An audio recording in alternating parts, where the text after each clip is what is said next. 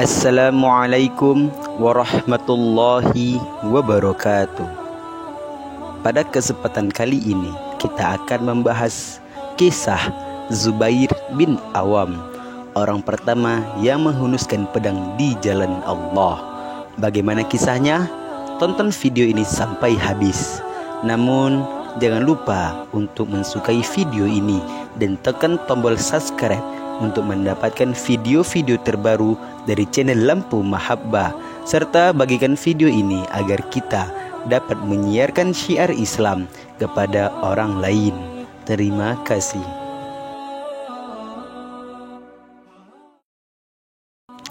Rasulullah Sallallahu Alaihi Wasallam menjamin 10 sahabatnya masuk surga. Mereka yang beruntung itu adalah Abu Bakar di surga, Umar di surga, Utsman di surga, Ali di surga, Tolha di surga, Zubair di surga, Abdurrahman bin Auf di surga, Sa'ad di surga, Sa'id di surga, Abu Ubaidah bin Jarrah di surga. Zubair yang dimaksud Rasulullah adalah Zubair bin Awam. Beliau adalah salah seorang sahabat yang mulai dan tidak pernah menduduki jabatan politik. Zubair adalah tentara sejati. Beliau wafat pada saat pecah konflik di tubuh umat Islam. Zubair ditikam saat sedang salat oleh seorang muslim pendukung Khalifah Ali bin Abi Thalib.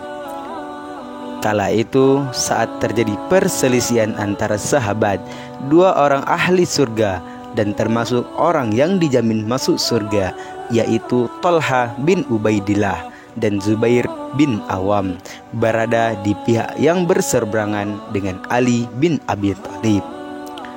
Kedua orang sahabat Nabi ini bertolak dari Makkah menuju Basrah di Irak untuk menuntut ditegakkannya hukum atas para pembunuh Utsman.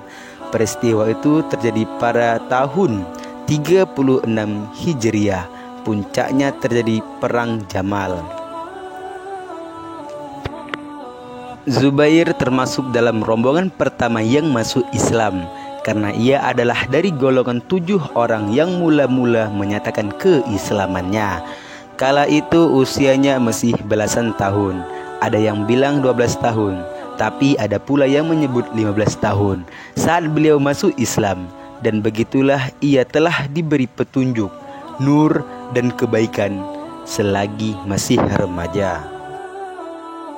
Diriwayatkan dari Al-Lais dari Abu Al-Aswad dari Urwah bahwa ketika Rasulullah Sallallahu Alaihi Wasallam keluar rumah untuk berdakwah di sekitar Mekah, ada seorang anak muda menenteng pedang di tangannya.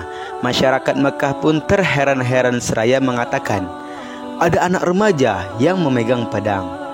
Untuk meredamkan kegaduhan, Rasulullah segera bergegas menemui anak itu seraya bertanya, apa yang sedang kau lakukan, wahai Zubair? Aku datang untuk memukul dengan pedangku ini siapapun yang menyakitimu, wahai Rasulullah Sallallahu Alaihi Wasallam, jawab Zubair. Kisah lainnya menyebut pada saat kaum muslimin di Mekah masih sedikit, mereka selalu bersembunyi-sembunyi di rumah Arkam. Pada suatu hari, tiba-tiba tersebar berita bahwa Rasulullah dibunuh. Seketika itu Zubair menghunus pedang dan mengancungkannya. Ia mondar-mandir di jalan-jalan kota Mekah laksana tiupan angin kencang. Ia mula-mula pergi meneliti berita tersebut dengan bertekad, andainya berita itu benar, maka niscaya pedangnya akan menebas semua pundak orang Quraisy, sehingga ia mengalahkan mereka atau mereka menewaskannya. Di suatu tempat ketinggian kota Mekah, Rasulullah bertemu Zubair dan bertanya apa yang ia lakukan. Zubair menyampaikan berita tersebut, maka Rasulullah mendoakan kebaikan baginya serta keampuhan bagi pedangnya. Zubair bin Awam memang terkenal sebagai sosok yang pemberani dan dijuluki dengan orang pertama yang menghunuskan pedang di jalan Allah Subhanahu wa taala. Meskipun masih terbilang remaja, keberanian Zubair bin Awam ditopang oleh tubuhnya yang tinggi besar. Menurut kitab Syiar A'lam Al-Nubala digambarkan bahwa ketika Zubair bin Awam menunggang kuda, maka kakinya bisa menyentuh tanah. Dalam kitab yang sama dideskripsikan bahwa pribadi Zubair bin Awam selalu wangi dan rapi dengan jenggot tipis menghiasi dagunya. Ia salah seorang dari 6 ahli surga yang memusyawarahkan pengganti Khalifah Umar bin Khattab. Ini merupakan pengakuan terhadap keilmuan dan kematangannya. Zubair merupakan keponakan dari ibunda Khadijah radhiyallahu anha karena ayahnya adalah saudara laki-laki Ummul Mukminin. Adapun ibunya adalah bibi Rasulullah sallallahu alaihi wasallam, Safiyah binti Abdul Muttalib.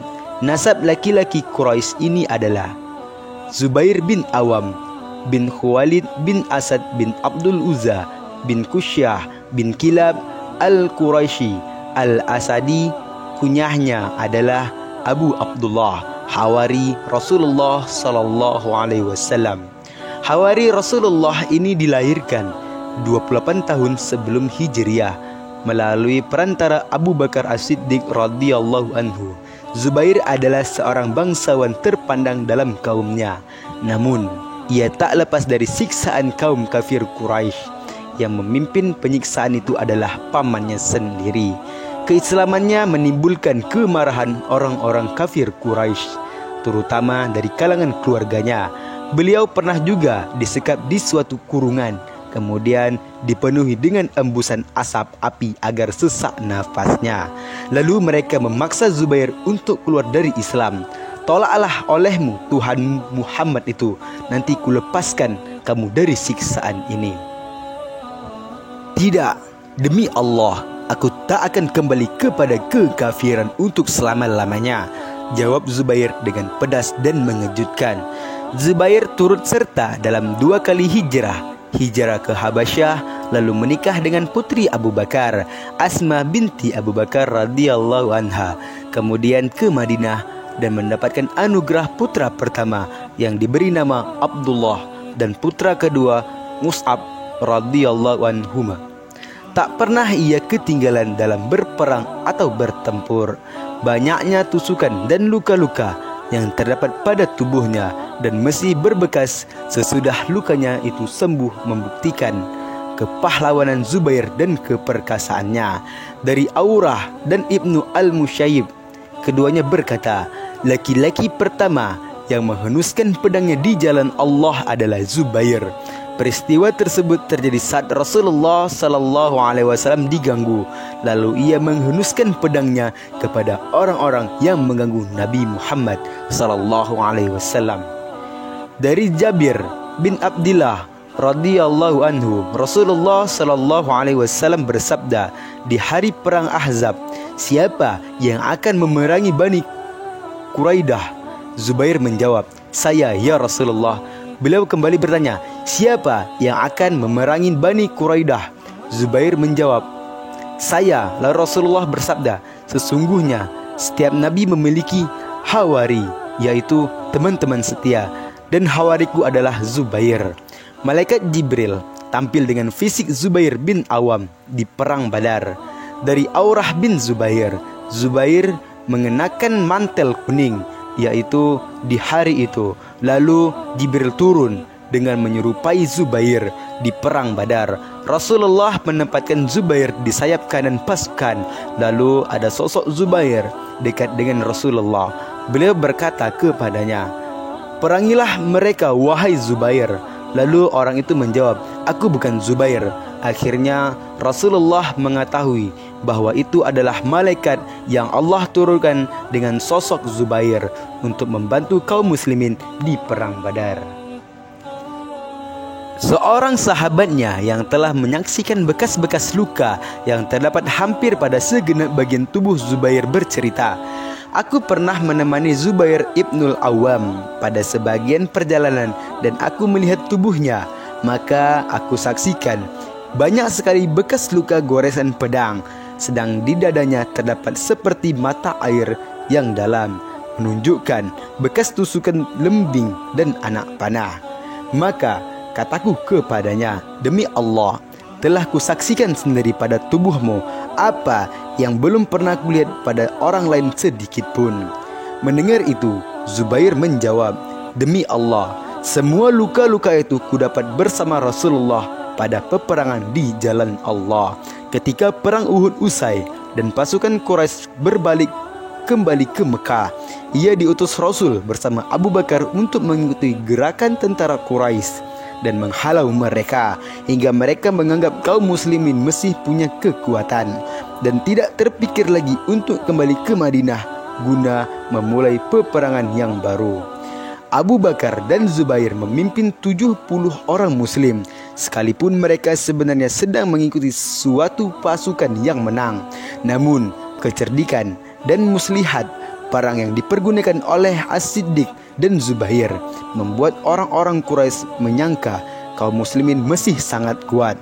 Mereka berpikir bahwa pasukan perintis yang dipimpin oleh Zubair dan As-Siddiq dan tampak kuat tak lain sebagai pendahuluan dari bala tentara Rasul yang menyusul di belakang. Oleh karena itu, mereka bergegas mempercepat perjalanannya dan mengambil langkah 1000 pulang ke Mekah.